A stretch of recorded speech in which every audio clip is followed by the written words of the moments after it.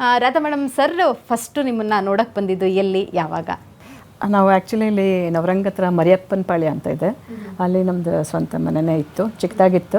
ಅಲ್ಲಿ ಅವ್ರು ನೋಡ್ಲಿಕ್ಕೆ ಬಂದರು. ಸೊ ಅದಕ್ಕೂ ಮುಂಚಿತವಾಗೇ ನಿಮ್ಮ ತಂದೆಯವ್ರ ಜೊತೆ ಸರ್ಗೆ ಒಡನಾಟ ಇತ್ತು? ಇಲ್ಲ ಆ ಥರ ಏನಿಲ್ಲ. ಯಾವುದೋ ಒಂದು ಇವ್ರಿಗೆ ಕಾರ್ಯಕ್ಕೆ ಅಥವಾ ಕೆಲಸಕ್ಕೆ ಅವ್ರನ್ನ ಒಂದು ಆಫೀಸಲ್ಲಿ ಒಂದ್ಸಲ ಮೀಟ್ ಮಾಡಿದ್ರಂತೆ.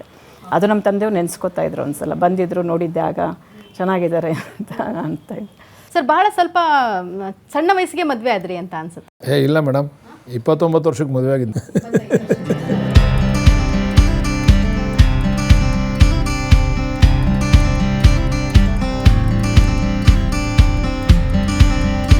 ಸೊ ನೀವು ಮೇಡಮ್ನ ನೋಡೋಕ್ಕೂ ಮುಂಚೆ ಎಷ್ಟು ಜನ ಹುಡುಗರು ನೋಡಿದ್ರಿ?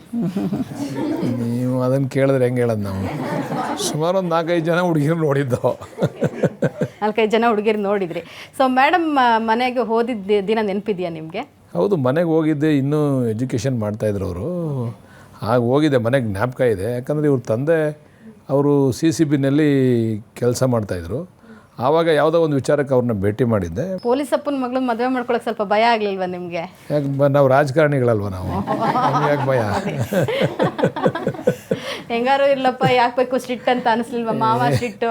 ನಾವು ರಾಜಕಾರಣಿಗಳು, ನಾವು ಎಲ್ಲರ ಜೊತೆ ಬೆಳೆದಿದ್ದೀವಲ್ವ, ಪೊಲೀಸ್ನವ್ರ ಜೊತೆ ಬೆಳೆದಿದ್ದೀವಿ, ಎಲ್ಲರ ಜೊತೆ ಬೆಳೆದಿದ್ದೀವಿ. ಓಕೆ ಒಂದು ಸ್ವಲ್ಪ ಜಾಸ್ತಿ ಸೆಕ್ಯೂರಿಟಿ ಥರ ಇರುತ್ತೆ, ಲೀಗಲ್ ಗೈಡೆನ್ಸ್ ಸಿಗುತ್ತೆ ಅಂತ ಮಾಡ್ಕೊಂಡ್ಬಿಟ್ರಿ. ಹೌದು. ಓಕೆ ಮೇಡಮ್, ಸರ್ ನೋಡಿದ ತಕ್ಷಣ ಇಷ್ಟ ಆದರೆ ಯಾವ ಗುಣ ಇಷ್ಟ ಆಯಿತು ನಿಮಗೆ? ಸಿಂಪ್ಲಿಸಿಟಿ ನಂಗೆ ಇಷ್ಟ ಆಯಿತು.